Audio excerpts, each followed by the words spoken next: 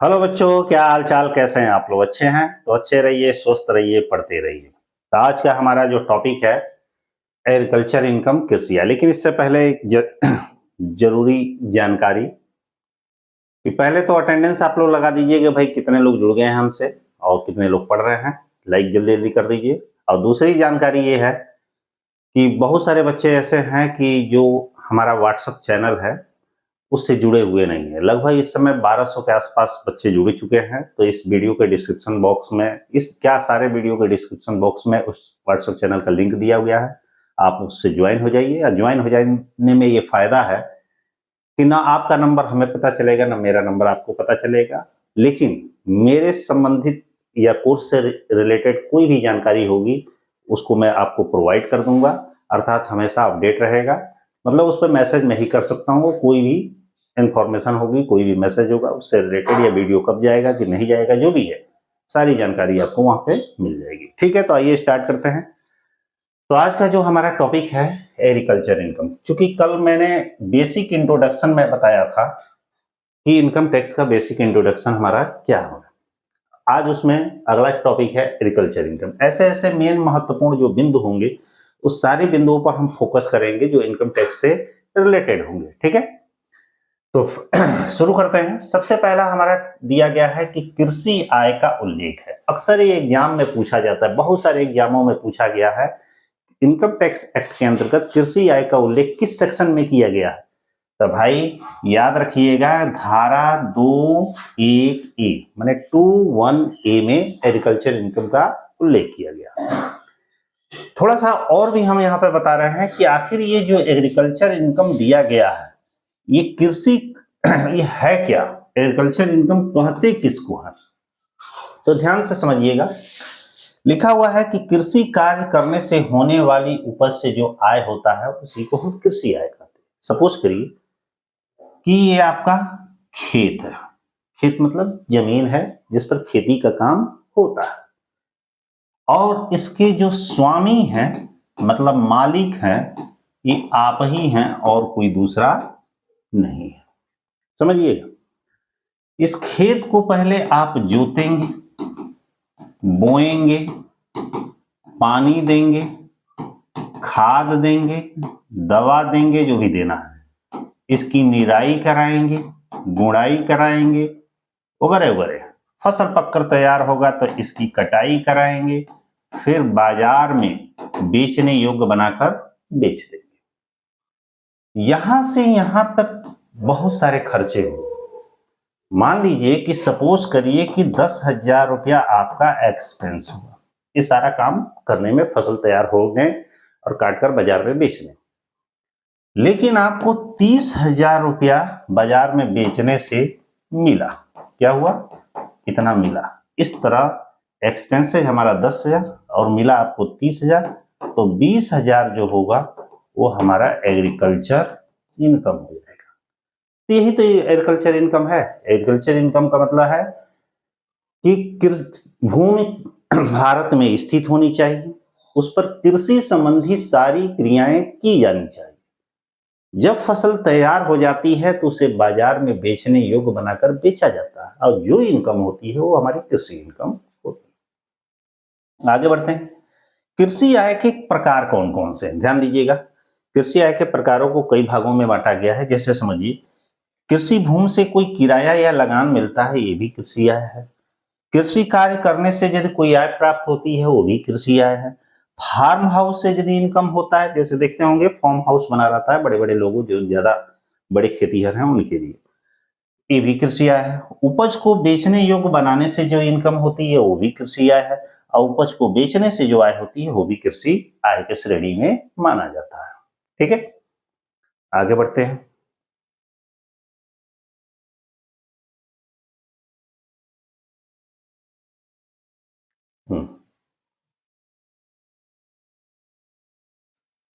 थोड़ा सा इसको जूम करते हैं। अगला टॉपिक दिया है कि भारत में स्थित कृषि भूमि से आय होती है।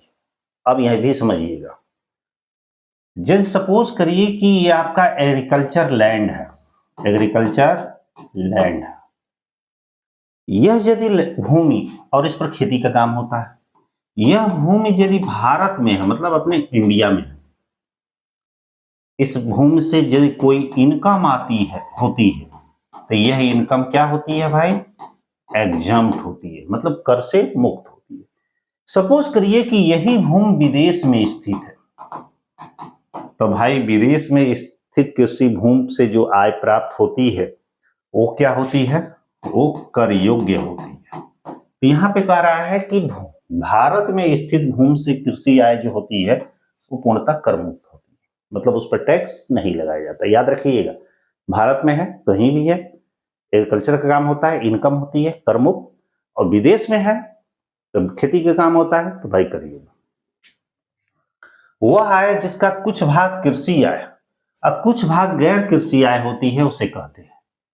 सपोज करिए कि मान लीजिए एक इनकम हमारी हो गई, ठीक ना, इसका 50% यदि एग्जम्प्ट होता है, मतलब ऐसे समझिए 50% इनकम होता है कोई एग्रीकल्चर से रिलेटेड है, अब 50% हमारा नॉन एग्रीकल्चर से रिलेटेड है, तो इसे हम क्या बोलते हैं?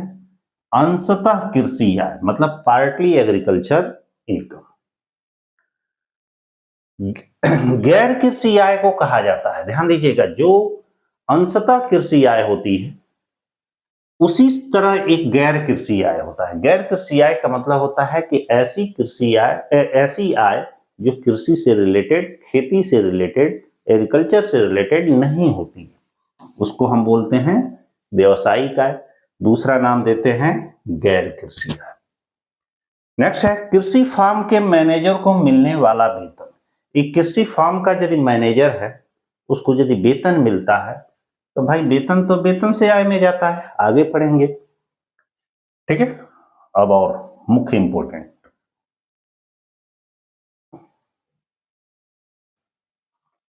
ध्यान से देखिएगा।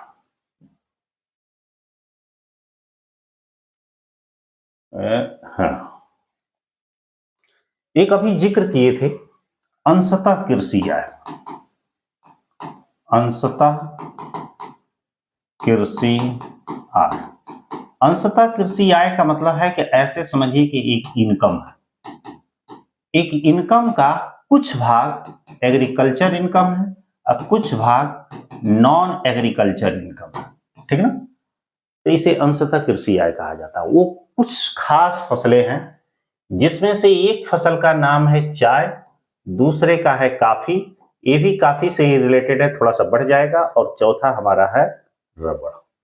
ये अक्सर एग्जाम में यदि इस चैप्टर से क्वेश्चन पूछे जाते हैं तो इनके बारे में जरूर जिक्र होता है कि चाय, कॉफी और रबड़ के बारे में। ध्यान से देखिएगा, चाय के उत्पादन व निर्माण से यदि आय होती है, सपोज करिए कि हम कोई ऐसा कारोबार करते हैं जो जिसमें चाय की हम खेती करते हैं, जहां पे देखते होंगे बहुत सारे चाय का बागान लगाए जाते हैं, उस चाय के बागान से यदि हमें 1,00,000 रुपए की इनकम होती है, सपोज करिए, चाहे कितने की भी इनकम होती है, जितने की भी इनकम होती है उसका 60% भाग कृषि आय होता है और 40% गैर कृषि आय होता है। सपोज करिए कि चाय के उत्पादन से 1,00,000 रुपए की इनकम हो, तो इसमें से 60,000 आपका एग्रीकल्चर इनकम होगा और 40,000 हमारा नॉन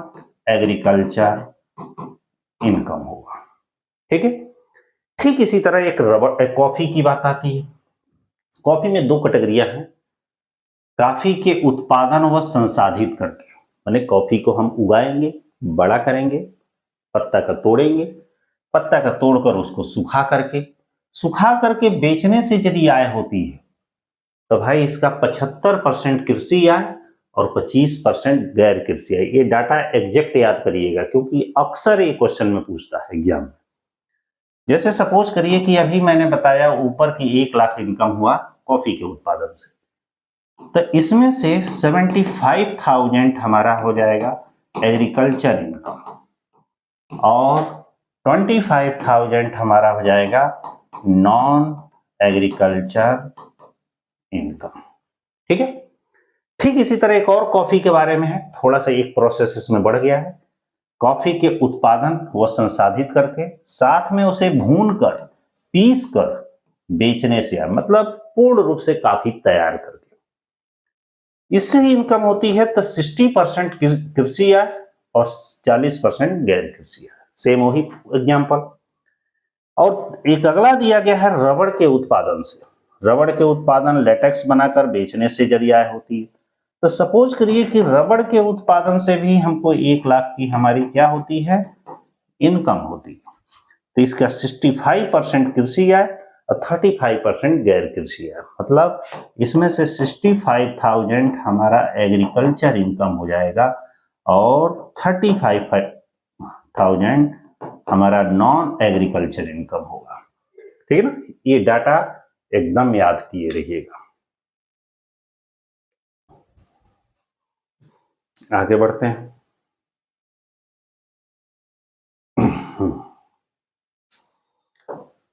अगला इसमें दे रहा है कि यदि हमें हाट बाजार मतलब मेला बाजार, खान से आए, रॉयल्टी से आए, स्वयं उगी हुई पेड़ पौधों से यदि आय होती है, तो ये तीनों प्रकार की आयों को किस कैटेगरी में माना जाता है? यह एग्रीकल्चर इनकम नहीं है। क्यों नहीं है?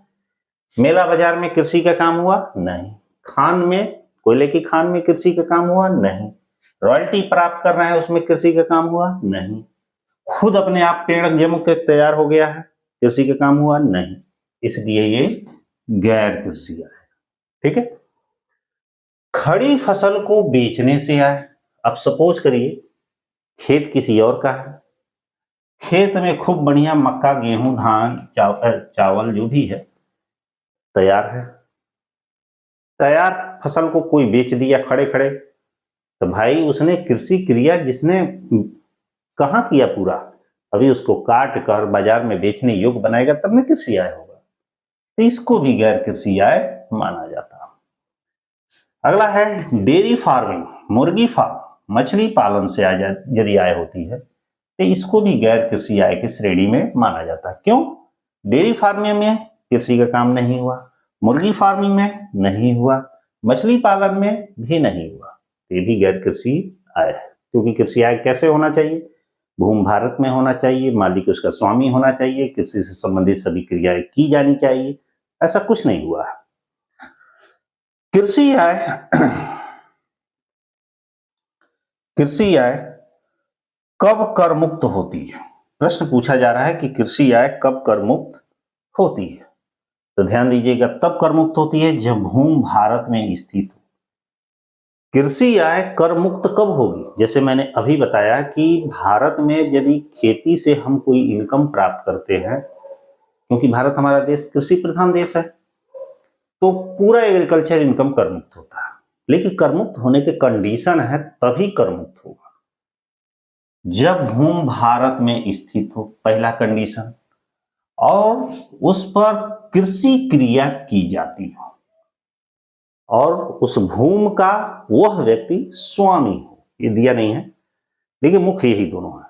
यदि ऐसा है तो हमारा एग्रीकल्चर इनकम क्या होगा? कर से मुक्त होगा। ये आपके कृषि आय से संबंधित कुछ बेसिक इंट्रोडक्शन आपको मैंने दिया। ठीक है ना?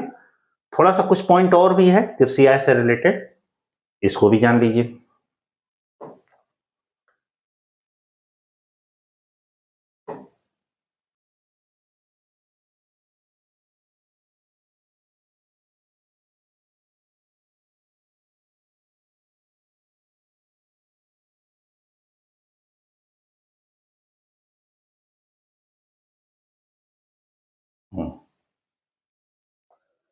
ध्यान दीजिएगा, विदेश में स्थित कृषि से आय। सपोज करिए कि ये आपकी जमीन है, शुरू में भी बताए थे, और ये विदेश में स्थित है। विदेश मतलब फॉरेन कंट्री में, मतलब अपना कंट्री में नहीं है, और वहां हम खेती कर रहे हैं। क्या कर रहे हैं? इस पर एग्रीकल्चर का वर्क कर रहे हैं और उससे कुछ इनकम कमा रहे हैं। तो भाई विदेश में स्थित कृषि से यदि आय होता है तो वो केवल निवासी के लिए कर योग्य होता है और बाकी सबके लिए कर मुक्त होता है। ठीक ना? क्या सही है? बिल्कुल सही है। भारत में स्थित कृषि भूमि होगी, ध्यान से समझिएगा, अभी निवासी और निवासी वाला भी अगला चैप्टर है। भारत में कृषि भूमि होगी तो सबके लिए, चाहे निवासी हो, असाधारण निवासी हो, अनिवासी हो, सबके लिए करमुक्त होगा। लेकिन विदेश में होगा तो केवल निवासी के लिए करयोग होगा। अगला है, कृषि आय को कब कुल आय में शामिल किया जाता है? भाई, एग्रीकल्चर इनकम को हम टोटल इनकम में कब शामिल करते हैं? जब आय एक व्यक्ति को, मतलब एक व्यक्ति, कोई एक पर्सन इस तरह की इनकम कमाता है तो उसे टोटल इनकम, भले टैक्स ना लगाएं, लेकिन टोटल इनकम में उसको शामिल कर लेते हैं। एक चीनी मिल गन्ना उगाकर चीनी बनाता है, ध्यान दीजिएगा, एक चीनी मिल खुद अपना गन्ना उगाकर चीनी को बनाता है। तो भाई ये कौन सी इनकम है? ये गैर कृषि इनकम है, आय है, ठीक ना, क्योंकि शुगर मिल अपना खुद चीनी उगाकर बना रहा है। कृषि आय को कुल आय में कब शामिल किया जाता है? भाई, जब कृषि आय 5,000 रुपए से 5,000 रुपए से अधिक होगा तो भी टोटल इनकम में शामिल किया जाएगा, अन्यथा नहीं किया जाएगा। एकदम मेन सटीक डाटा है ये, इसलिए आप लोग इसको कॉपी पे अच्छे तरीके से नोट कर लीजिएगा, ठीक ना। तो आपका एग्रीकल्चर इनकम का टॉपिक समाप्त। ठीक है, अब अगला हमारा टॉपिक शुरू होता है नेक्स्ट, ध्यान दीजिएगा। अगला टॉपिक है निवास स्थान तथा कर दायित्व, रेजिडेंस एंड टैक्स लायबिलिटीज। कौन सा चैप्टर है? Residence and tax liabilities. ध्यान दीजिएगा, है पूरा चैप्टर को कवर किया गया है, मगर एक शॉर्ट रिवीजन है। शॉर्ट रिवीजन का मतलब समझिए कि मेन पॉइंटों पर फोकस किया गया है जो एमसीक्यू क्वेश्चन या एग्जाम से रिलेटेड है, ठीक है। निवास स्थान और कर दायित्व के बारे में थोड़ा सा समझिए। निवास स्थान का मतलब होता है, एक तो नागरिकता होती है, एक निवासी स्थिति होती है। जैसे कि मान लीजिए, नागरिकता का मतलब है कि हम भारत के नागरिक हैं, ये हमारी नागरिकता है, मूल रूप से हम यहीं के रहने वाले हैं, हमारे दादा परदादा वंशज जो है, पूर्वज भारत के रहने वाले थे, हम भी उनके वंशज हैं, तो ये तो नागरिकता की बात है। निवासी स्थिति का मतलब ये होता है कि भले हम भारत के हैं, लेकिन क्या हम भारत में प्रॉपर रहते हैं? यदि रहते हैं तो भी ठीक है। कुछ लोग ऐसे भी होते हैं, कभी इंडिया कभी विदेश, कभी इंडिया कभी विदेश। कुछ ऐसे भी हैं कि जो हैं इंडिया के, लेके एक बार गायब हो जाते हैं और विदेश में रहने लगे, फिर कभी घूम घाम के आ गए तो आ गए, नहीं तो नहीं हो आते हैं, ऐसे भी हो। तो इसी टॉपिक से रिलेटेड ये चैप्टर बना है, निवास स्थान तथा कर दायित्व। ऐसे यदि व्यक्ति हैं तो उन पर हम टैक्स लायबिलिटीज की गणना कैसे करेंगे? ध्यान दीजिएगा, करदाता का, थोड़ा एक सेकंड,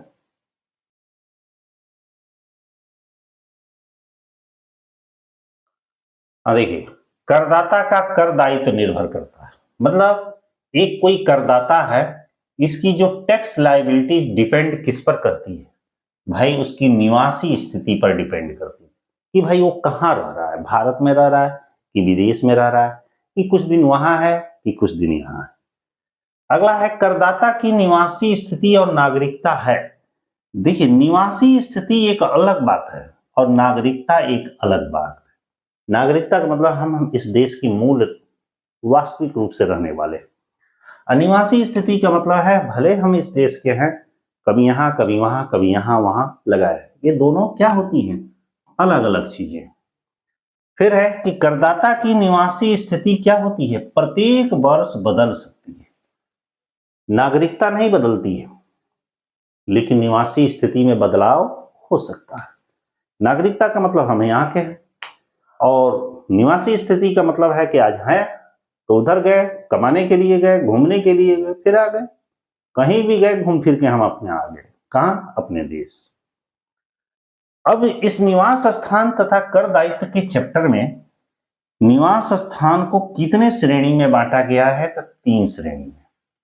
एक को कहा जाता है निवासी या साधारण निवासी, दूसरे को कहा जाता है असाधारण निवासी और तीसरे का कहा जाता है अनिवासी। ये तीन कैटेगरी, मतलब इसको रेजिडेंस या ऑर्डिनरी रेजिडेंस, इसको नॉन रेजिडेंस, इसको नॉट रेजिडेंस, इसको नॉन रेजिडेंस। ठीक है, अब आइए इसको समझते हैं कैसे ये होता है।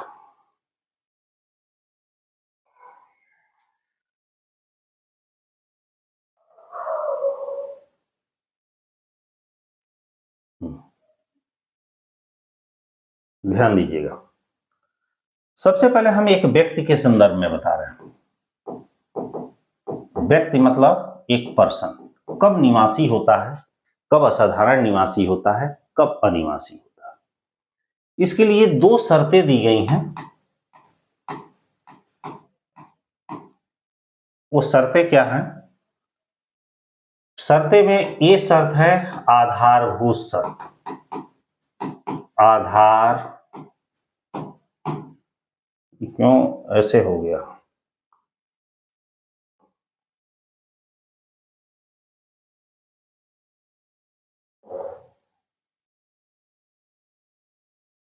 ध्यान दीजिएगा, व्यक्ति के संदर्भ में, व्यक्ति के संदर्भ में कुछ शर्तें दी गई हैं और शर्तें में पहला दिया गया है आधारभूत शर्त। आधारभूत शर्त क्या है? आधारभूत शर्त का मतलब है कि वह माने करदाता गत वर्ष में कम से कम 182 दिन भारत में रहा। पहली शर्त। दूसरी शर्त है वह गत वर्ष के पूर्व के 4 वर्षों में, ठीक ना, 365 दिन भारत में रहा हो और गत वर्ष में 60 दिन भारत में रहा। ये आधारभूत शर्त। अतिरिक्त शर्तें क्या हैं? ध्यान दीजिएगा, अतिरिक्त शर्तें भी दो हैं। पहला, वह गत वर्ष के पूर्व के 10 वर्षों में 2 वर्ष भारत में रहा। और दूसरा है कि वह गत वर्ष के 7 वर्षों में 730 दिन भारत में रहा। ये आपकी शर्त है। ध्यान दीजिएगा कि कब वो निवासी माना जाएगा। अब कब? पहला है इसमें निवासी, ठीक ना, दूसरा है असाधारण निवासी और तीसरा है अनिवासी। 3 कैटेगरियां होती हैं। जब कोई, देखिए लिखे हैं, वह व्यक्ति जो गत वर्ष में कम से कम 182 दिन रहा। गत वर्ष का मतलब है जो वर्ष उसका चल रहा है, उसमें 182 दिन रहा। गत वर्ष का मतलब है कि कर निर्धारण वर्ष के पीछे वाला वर्ष। और वह गत वर्ष के पूर्व के 4 वर्षों में, मतलब प्रीवियस ईयर के ठीक पीछे के 4 वर्षों में 365 दिन भारत में रहा और गत वर्ष में कम से कम 60 दिन भारत में रहा। ये 2 आधारभूत शर्त है। अतिरिक्त शर्तों में है कि वह गत वर्ष के पूर्व के 10 वर्षों में 2 वर्ष भारत में रहा और दूसरा है वह गत वर्ष के पूर्व के 7 वर्षों में 730 दिन भारत में रहा। ये दोनों हमारे शर्त हैं। कब निवासी माना जाएगा? ध्यान से सुनिए। जब कोई करदाता इन दोनों शर्तों में से चाहे यह में से कोई एक शर्त, मतलब पहली दोनों शर्तों में से कोई एक शर्त पूरी करता है, या दोनों कर लेता है, और इन दोनों शर्तों में से कोई एक शर्त पूरी करता है या दोनों कर लेता है, तो भाई निवासी माना जाएगा। तो दूसरा है कि जब कोई व्यक्ति इन दोनों शर्तों में से कोई एक शर्त पूरी कर लेता है या दोनों कर लेता है, और इन दोनों अतिरिक्त शर्तों में से एक भी शर्त पूरी नहीं करता, तो अनिवासी, असाधारण निवासी माना जाएगा। और जब कोई व्यक्ति इसमें से एक भी शर्त पूरी नहीं करता है, चाहे ये दोनों करे चाहे एक भी ना करे, तो इसे अनिवासी माना जाता है। ठीक है, ऐसे निवास स्थान का निर्धारण किया जाता है। लेकिन ये नियम केवल एक व्यक्ति के संदर्भ में है। एक व्यक्ति निवासी भी हो सकता है, असाधारण निवासी भी हो सकता है, अनिवासी भी हो सकता है। निवासी को साधारण निवासी भी कहा जाता है। अगला क्वेश्चन है, एक व्यक्ति की निवासी स्थिति का उल्लेख किया गया, भाई किस सेक्शन में किया गया? इनकम टैक्स की धारा 6(1) में किया गया है। एक व्यक्ति, ठीक है, जब कोई व्यक्ति रोज, हाँ यहां पे एक अपवाद भी है जिसको हमें यही बताना था। इसमें दूसरा एक शर्त दिया गया है कि वो गत वर्ष के पूर्व के 4 वर्षों में 365 दिन भारत में रहा और गत वर्ष में 60 दिन भारत में रहा। ये जो 60 दिन का नियम है, इसके कुछ एक्सेप्शन भी हैं। वो क्या है कि यदि कोई व्यक्ति, जैसे हम आप भारत के रहने वाले व्यक्ति हैं, हमेशा रहते हैं, रोजगार के उद्देश्य से, माने कमाने के उद्देश्य से, देखते नहीं दुबई, सऊदी और भी डिफरेंट कंट्री में जाते हैं लोग कमाने के लिए। रोजगार के उद्देश्य से यदि विदेश जा रहा है, कमाने के उद्देश्य से जा रहा है, तो उसके लिए ये 60 दिन के जगह पर 182 दिन रहना अनिवार्य। ये अक्सर क्वेश्चन में पूछता है। तो वही चीज यहाँ पे लिखा है कि जब कोई व्यक्ति रोजगार के उद्देश्य से विदेश जाता है तो उसे गत वर्ष में कितने दिन भारत में रहना होगा? तो भाई 60 दिन भारत में रहना होगा। समझ गए होंगे? आगे बढ़ते हैं।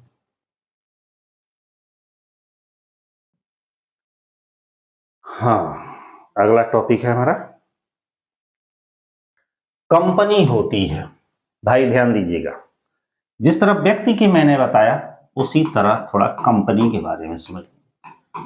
कंपनी की निवासी स्थिति दो ही तरीके से होती है। एक तो होता है साधारण निवासी और एक सीधे हो जाएगा अनिवासी। कंपनी कभी भी असाधारण निवासी नहीं होती है। मैंने कंपनी की निवास स्थान को दो भागों में बांटा गया। अब साधारण निवासी कब होगा?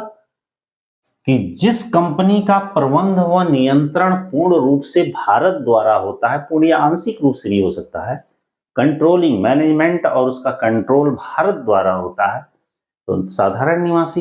भारत द्वारा नहीं होता है तो असाधारण निवासी। मतलब कोई फर्म खोले, उसका हेड ऑफिस अपने यहाँ है, मैनेज अपने यहाँ से हो रहा है, कंट्रोल अपने यहाँ कैसे हो रहा है, तो निवासी। और नहीं हो रहा है, दूसरे देश से हो रहा है, तो असाधारण निवासी। एक कंपनी असाधारण निवासी नहीं होती है। जैसे कि अभी बताया कि निवास स्थान को 3 कैटेगरी में बांटा गया है, साधारण निवासी, अनिवासी, साधारण निवासी, असाधारण निवासी और अनिवासी।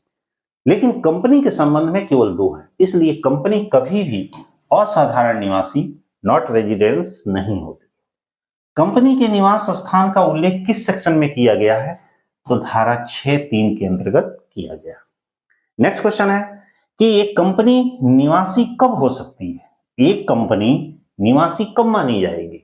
जब वह भारतीय कंपनी हो और उसका प्रबंध नियंत्रण भारत से हो। मतलब एक कंपनी को निवासी, भारत का निवासी कंपनी कब मानी जाएगी? कि कंपनी पहले तो भारतीय हो और उसका मैनेजमेंट एंड कंट्रोल भारत के द्वारा होता है। फिर कह रहा है कि एक फर्म और व्यक्तियों का संघ, इनकी निवासी स्थिति क्या होती है? फर्म और व्यक्तियों का संघ असाधारण निवासी नहीं होते, ये भी निवासी और अनिवासी होते। एक HUF, हिंदू अनडिवाइडेड फैमिली, एक देखिए, हिंदू अनडिवाइडेड फैमिली और एक व्यक्ति की निवासी स्थिति 3 कैटेगरियां हैं, निवासी, असाधारण निवासी और अनिवासी, तीनों हैं। एचयूएफ में भी है और व्यक्ति में भी है, लेकिन फर्म व्यक्तियों का संघ और कंपनी दो ही कैटेगरी की होती है, साधारण निवासी और अनिवासी। ठीक है,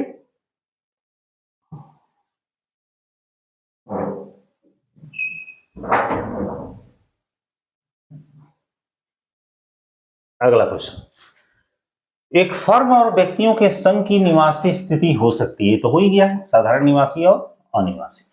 अगला है, प्राप्त हुई आय से क्या तात्पर्य है? प्राप्त हुई आय से तात्पर्य का मतलब है कि एक ऐसा स्थान जहां पर इनकम प्रथम बार प्राप्त हुई है, जैसे इसमें आय की प्राप्ति का संबंध है। आय की प्राप्ति का मतलब है इनकम प्राप्त होने का मतलब ये है, या प्राप्त की गई आय का मतलब है कि जिस स्थान पर, जिस देश में, जिस जगह पर पहली बार इनकम प्राप्त हुई है, उसके बाद कहीं भी मिले तो उसे प्राप्त हुई आय कहा जाता है। अगला है, उपार्जित या उदय होने से क्या तात्पर्य है? उपार्जित या उदय होने का मतलब है कि आय जिस स्थान पर कमाई गई है, प्राप्त नहीं, कमाई गई है, उसे उपार्जित या उदय होना कहा जाता है, आय कमाने का स्थान। करदाता की निवासी स्थिति क्या होती है भाई? प्रत्येक वर्ष बदलती रहती है। विदेश में व्यापार से आया, ध्यान दीजिएगा, ऐसी कोई इनकम जो विदेश में चल रहा है, माने ऐसा कोई बिजनेस जो विदेश में चल रहा है, परंतु वो बिजनेस भारत से नियंत्रित नहीं है। जो भारत से नियंत्रित, ये कर योग्य होगी, किस दशा में कर योग्य होगी भाई? केवल निवासी की दशा में। ध्यान से समझिएगा यहाँ पे टॉपिक, एक कोई ऐसा बिजनेस जो विदेश में चल रहा है लेकिन उस बिजनेस पर कोई कंट्रोलिंग पावर भारत का नहीं है, तो निवासी की दशा में कर योग्य होगी। और ऐसा कोई बिजनेस जो भारत से कंट्रोल हो रहा है, तो वह निवासी और असाधारण निवासी दोनों ही दशा में कर योग्य होती है। ठीक है,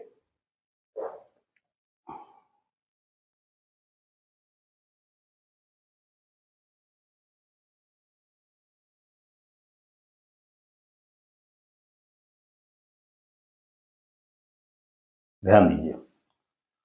अगला दिया है कि आय विदेश में कमाया, विदेश में प्राप्त किया, मतलब ऐसी कोई इनकम विदेश में कमाया और विदेश ही में प्राप्त किया, इसका मतलब भारत से उसका कोई संबंध नहीं है, तो केवल निवासी की दशा में कर योग होगा, असाधारण निवासी अनिवासी में नहीं होगा। वैसे इनकम टैक्स आप लोग पढ़े होंगे, ये सब चीजें आई होंगी, क्योंकि आप यहाँ पर शॉर्ट रिवीजन करना है। अगला है कि एक सरकारी कर्मचारी जो भारत का नागरिक है, मतलब एक गवर्नमेंट एम्प्लॉय है, नागरिक तो भारत का है, अब भारत की सेवा विदेश में प्रदान कर रहा है। बहुत सारे देखे होंगे कि भारत के कर्मचारी और अधिकारी विदेश मंत्रालय में काम करते हैं, इंडिया के रहते हैं, इंडिया की नौकरी करते हैं, लेकिन दूसरे कंट्री में करते हैं। तो एक सरकारी कर्मचारी जो भारत का नागरिक है, भारत की सेवा विदेशों में प्रदान कर रहा है, उसका वेतन कहाँ कर योग्य होगा? तो भाई निवासी में भी होगा, अनिवासी में भी होगा, असाधारण निवासी में भी होगा, तीनों ही दशा में, माने 3 स्टेप में इसके कर योग्य होगा। यह माना जाएगा कि विदेश में कमाया और भारत में प्राप्त किया। अगला है, भूत की बिना कर लगी हुई आय कर योग्य होती है। भूत की मतलब है बहुत पहले की कोई ऐसी आय है जो टाइम बीत चुका है, कर योग्य आय है, ऐसी बिना कर लगी हुई आय है, वो कर योग्य होगी, वो किसी भी दशा में कर योग्य नहीं होती। पाकिस्तान में स्थित कृषि भूमि से आय, यदि पाकिस्तान क्या है? विदेश है, उस देश में यदि कोई कृषि इनकम प्राप्त होती है तो केवल निवासी की दशा में कर योग्य होती है, बाकी दोनों दशाओं में नहीं होती। भारत में स्थित कृषि भूमि से आय, यदि कोई ऐसी भूमि जो भारत में स्थित है, वो किस दशा में कर योग्य होगी? सभी दशा में। विदेशी कंपनी से यदि लाभांश प्राप्त हुआ है तो वह किस दशा में कर योग्य होगी? भाई निवासी की दशा में। यदि फॉरेनर कोई कंपनी है, उससे हमें डिविडेंड प्राप्त हुआ है, तो केवल निवासी की दशा में। और भारतीय कोई कंपनी है, उससे लाभांश प्राप्त हुआ है, निवासी, असाधारण निवासी और अनिवासी तीनों दशा में कर योग्य होगा। यहाँ लिखे भी हैं कि भारतीय कंपनी से लाभांश प्राप्त हुआ, वो तीनों ही दशा में कर योग्य होगी। ठीक है, तो इस तरह अब आपका निवासी स्थिति का ये टॉपिक खत्म, अब इतना ही था। तो इस तरह 2 चैप्टर छोटे छोटे कवर हुए, एग्रीकल्चर इनकम और रेजिडेंस एंड टैक्स लायबिलिटी। इसी तरह कंटिन्यू पढ़ते रहिए। इसके बाद जो पढ़ाने वाले हैं क्योंकि ये सब इंपॉर्टेंट पॉइंट है, इसको आप नोट अच्छे से कर लीजिएगा, ठीक ना। और अगला जो टॉपिक पढ़ने वाले हैं, पहले मैं बता दूं आपको कि क्या चलेगा। अगले टॉपिक में चलेगा कर से छूटे, उसके बाद वेतन से आय। वेतन से आय काफी बड़ा चैप्टर है, ठीक है। तो ऑल द बेस्ट, फिर मिलते हैं नेक्स्ट लेक्चर में, तब तक के लिए बाय, पढ़ते रहिए।